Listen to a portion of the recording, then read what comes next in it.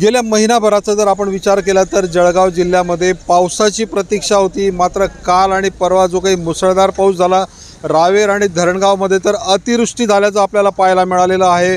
आणि पावसाची प्रतीक्षा असताना अतिवृष्टी झाली आणि मोठं शेतकऱ्यांचं नुकसान यामध्ये झाल्याचं पाहायला मिळतंय। जळगाव जिल्ह्यातल्या रावेर तालुक्यामध्ये आपण आहोत। या ठिकाणी नागझिरी जो नाला होता त्या नाल्याला अक्षरशः नदीचं रूप आलं आणि यानंतर मात्र आपण बघू शकतोय की कशा पद्धतीमध्ये केळीचं नुकसान झाल्याचं आपल्याला पाहायला मिळतंय की या शेतकऱ्यांच्या केळी या पूर्णपणे झोपलेल्या आहेत। हातातोंडाशी आलेला केळीचा हा काही बाग आहे हा या ठिकाणी पूर्णपणे नामशेष झालेला आहे। शेतकऱ्यांना आता खरं तर शासनाकडनं अपेक्षा आहे की शासनाने काहीतरी या सगळ्या संदर्भामध्ये आपल्या पाठीशी उभं राहावं आणि मदत करावी। शेतकरी आहे, तुमचं नाव सांगा आणि तुमचं कशा पद्धतीने नुकसान झालं आहे ते एक सांगा।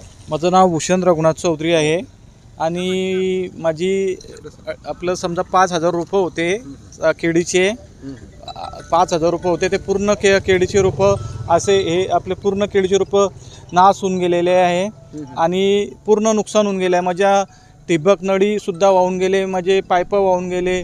त्याच्यानंतर माझं समजा जे मी रोपंच माझे कमीत कमी रोपं घ्यायला गेले तर माझे 1 लाखाचे रोपं होते आणि त्याच्यात खर्च बघितला तर खताचा, ठिबकचा, नळीचा आपला खतांचा ठिबकचाच खर्च माझा 50,000 रुपये होता आणि आपला औषधीचा खर्च आणि खताचा खर्च माझा फक्त 3 महिन्याची माझी केळी होती ती वाहून गेली। तिच्यामध्ये माझा खतामध्ये 60,000 असा माझा कमीत कमी पूर्ण खर्च माझा 2.5-3 लाख रुपये मला खर्च लागलेला आहे। तरी शासनाला अशी विनंती आहे की तुम्ही माझी भरपाई पूर्णपणे करावी, कारण की एवढं नुकसान आम्ही इथली मेहनत घेतो। आता हे केळी दिसते आहे, हे केळी हे थोडीशी केळी पण दिसते पण हे पण आम्हाला काही कामा नाही येणार आहे, कारण की हे केळी पूर्ण अशीच हे होऊन जाईल। पूर्ण शासनाने पूर्ण 100% भरपाई द्यावी आणि शासनाने जळगाव जिल्ह्याचे आमचे पालकमंत्री गुलाबराव पाटील साहेब, ग्रामविकास आपलं गिरीश महाजन साहेब यांनी तात्काळ आम्हाला आपल्या जिल्ह्यासाठी प्रयत्न करून आमच्या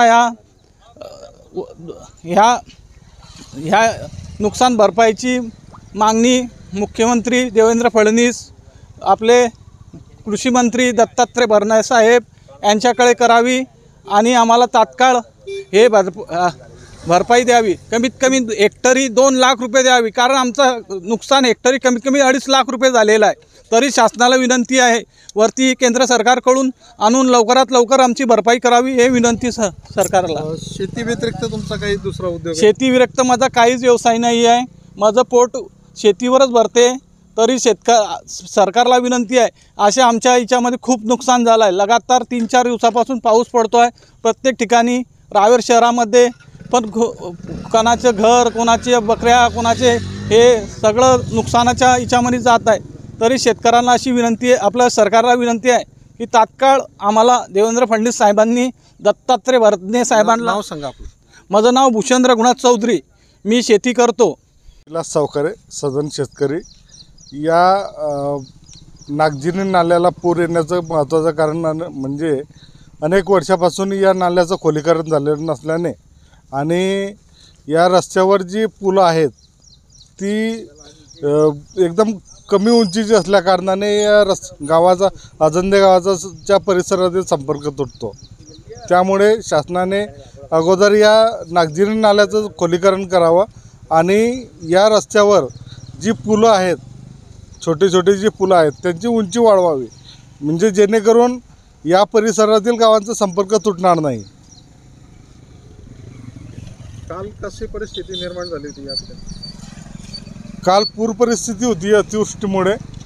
पूर परिस्थिती झाल्यामुळे काय झालं की या नागझिरी नाल्याचा जो अरुंद आहे त्याच्यामुळे पाणी निघायला जागा नाही, त्याच्यामुळे ते आजूबाजूच्या शेतामध्ये पसरलं आणि मग शेतीचं नुकसान झालेलं आहे। खोलीकरण असतं तर झालं नसतं असं वाटतं? हो, त्याचं नाल्याचं जर खोलीकरण झालं तर नक्कीच पूर परिस्थिती होणार नाही आणि शेतकऱ्यांचं नुकसान होणार नाही। सांगाल या ठिकाणी कशा पद्धतीमध्ये नुकसान झालेलं आहे? तुम्ही या भागातले रहिवासी आहात। बघा, आता इथे हा अजंदा रावेर रोड असा आहे आणि तालुक्याच्या अर्ध्या गावांना जोडणारा हा रस्ता आहे।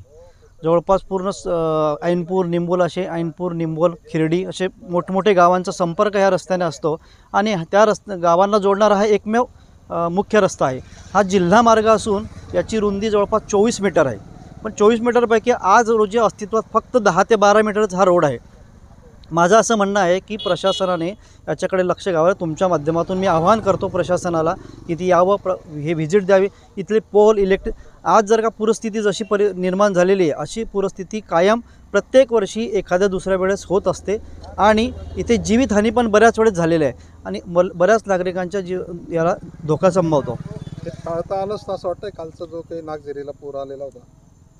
बघा, निसर्गाचं हे आपल्या हातात नाही आहे, परंतु साफसफाई ठेवणे आणि हे जे काही वरून वाहून आलेलं हे असतं तर ते जर का निघून गेलं किंवा प्रशासनाने हे मोकळा केला रस्ता तर बऱ्यापैकी हा जो पूर म्हणजे पाणी इथं तुंबतं.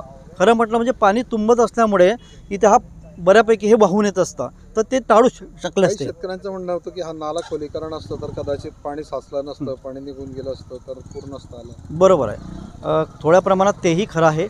पाऊस खूप झाला कालच्या दिवशी, परंतु खोलीकरण झालं असतं तर बऱ्यापैकी हे पाणी निघून गेलं असतं. आता मागणी काय आहे तुमची? आमची मागणी अशी आहे की प्रशासनाने ह्या रस्त्यात जिथून नाला आहे पहिले ह्या भागाची पाहणी केली जावी. मॅपवर कशा पद्धतीने रस्ता आहे, कुठून दिला गेला आहे आणि याची रुंदी किती आहे. त्याच्यानंतर हा जो इथला ब्रिज आहे जवळच असलेला तर हा छोटा ब्रिज आहे. इथे पुली आहे. ॲक्च्युली इथे मोठा पूल असण्याची गरज आहे खूप, जेणेकरून काय असतं की इथे बऱ्याच वेळेस रात्री अपरात्री पाऊस आला तर लोकांना कळत नाही आणि बरेच लोक गाड्या टाकतात त्याच्यामध्ये आणि पुरात वाहून जाण्याची शक्यता असते बऱ्याच वेळेस. नाव काय आपलं? माझं नाव डॉक्टर गुलाबराव पाटील. मैं पोद्दार स्कूल रावेरचा चेयरमन है. मोहम्मद कयूम मोहम्मद शमी मेरा नाम है. मैंने ये नफे से खेती करी है. 3,05,000 रुपये वर्षाने केलेली आहे. म्हणून माझे नुकसान झालं याची मला भरपाई भेटावी. मला खूप पैसा लावलाडून 3,05,000 वर्ष नफा दिला आहे. याच्या पहिले वाहून गेले तर ते पंचनामा झाला, मला काही पैसे भेटले गेले नाही आहे. म्हणून याचे मला पैसे भेटवा. आता हे माल उभा आहे याचा काही खरा नाही आहे. आणखी वारा उदाहरण आणखी हे पडून जातील, त्यासाठी मला याची भरपाई भेटावी. काल काय परिस्थिती होती? या कालची परिस्थिती एवढी खराब होती की अडी कोणी येऊ शकत नाही, जाऊ शकत नाही होता. एवढी परिस्थिती खराब झाली होती. मतलब आपला जीव वाचावा की माल वाचावा तिच्यासाठी आम्ही काय प्रयत्न केला नाही. आता आमच्या नळ्या पाय वाहून गेल्या. आता दिसता तुम्हाला माल अजून बारे माल काढलेला नाही आहे. आता मालाला काही भाव नाही आहे. 700-750 रुपये 600 रुपये भाव आहे. ते म्हणजे काय भाव भेटत नाही आम्हाला. भाव भेटत नाही. आता नुकसान झालं, नुकसानची भरपाई भेटत नाही आहे. नुसतं ते न्यूजवर रेकॉर्डिंग केली, पंचनामे झाले, पंचनामे होत आहे पण आम्हाला पैसे भेटत नाही आहे. जिथे भेटतात त्याला भेटतं, आमच्या लोक आमच्या पाशी पावसात नाही पैसे. याची आमची राहू. या शेताचा काल पंचनामा झालाय तुमचा? नाही, याचा पंचनामा झाला नाही. कोणीच नाही इकडे आला. नाही, अजून पंचनामे सुरू आहेत म्हणजे पंचनामे अजून बाहेर कोणी आलं नाही. आता तुम्ही झाले इकडे, आता तुम्ही करताय. आता जे याच्या शेजारची काकाने कालदी लागवड केली केळीची ते पूर्ण वाहून गेली आहे. कमीत कमी 70-80 त्यांना लावला खर्चा, पण ते पूर्ण दाबून गेली. ते बीजे लावली, केळी लावली आहे. तुमचं किती नुकसान झालंय? माझ समजला तर म्हणजे 1,800 खोड्यांचं नुकसान झालं आहे. म्हणजे रुपयांमध्ये किती? हां, समजला कमीत कमी 1-1.5 लाखाच्या आसपास नुकसान झालं आहे. बरोबर. आता आमचा एक किडीवर घेणं देणं सगळा काहीच नाही. आमचा साईड बिझनेस काहीच नाही. आम्हाला सगळं आमचा शेतीवरच आहे पूर्ण. मागणी काय आहे तुमची आता? मागणी आमची आम्हाला याची भरपाई भेटावी, दुसरा काहीच नाही.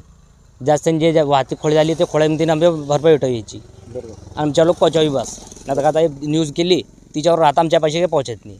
आता न्यूज लोक राहता बस, काही जास्त काही बोलवा नाही. नाव काय आपलं? मोहम्मद कयूम मोहम्मद शफी. अजूनही काही शेतकरी आहेत की ज्यांचं या केळीच्या पिकाचं नुकसान झालेलं आहे. शरद पाटील हे निंबोल गावचे शेतकरी, त्यांच्या शेतामधलं ठिबक वाहून जात असताना जीवावर उदार होऊन त्यांनी ती वाचवण्याचा प्रयत्न केला. स्वतः शरद पाटील आपल्यासोबत आहेत. काय सांगाल, नक्की काय परिस्थिती होती कालची आणि तुम्ही त्यामध्ये कसं आपलं साहित्य वाचवण्याचा प्रयत्न केला? मी शरद सुभाष पाटील, राहणार निंबोल. माझं क्षेत्र नांदूरखेडा शिवारामध्ये येते. मी आताच 15 दिवसापूर्वी केळी लागवड केली होती. कमीत कमी 2.5 ते 3 लाखापर्यंत खर्च केला. त्यामध्ये केळी, नळी, पाईप वगैरे खत सहज 2.5 ते 3 लाखापर्यंत माझं भरपूर प्रमाणात नुकसान होऊन गट बंधारे फुटून भरपूर वाईट परिस्थिती झालेली आहे. तरी शासनाला विनंती आहे लवकरात लवकर पंचनामे करून आम्हाला काही आर्थिक मदत करावी, ही अशी मी अपेक्षा ठेवतो. दादा, एक तुमचा व्हिडिओ व्हायरल झाला आहे की तुम्ही पुराच्या पाण्यामध्ये आहात. त्या ठिकाणी ठिबकच्या नळ्या तुम्ही वाचवण्याचा प्रयत्न करतायत, पाईप ओढण्याचा प्रयत्न करतायत.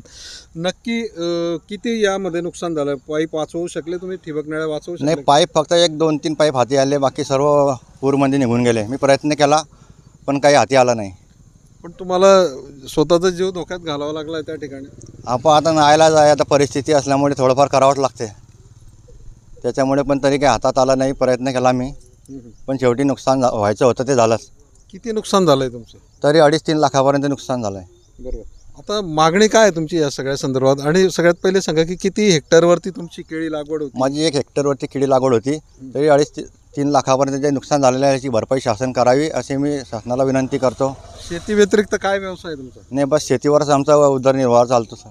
आता पुढे कसं? आता पुढे आता काय जे आहे ते आता आधीच कर्जबाजारी आहे शेतकरी, आता तसंच चाललं आहे. कर्ज घ्यायचं, परत पुन्हा उभं राहायचं, तसंच चालू आहे वारंवार वर्षानुवर्षे. सरकारने साथ द्यायला पाहिजे. हां, ती सरकारकडनं अपेक्षा आहे. आता बघू काय करते सरकार.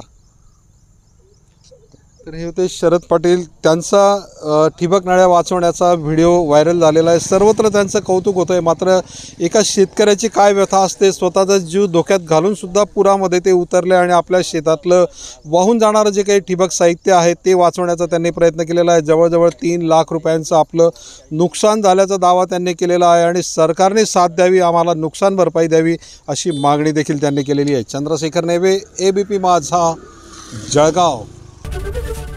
ABP माझा, उघडा डोळे बघा नीट.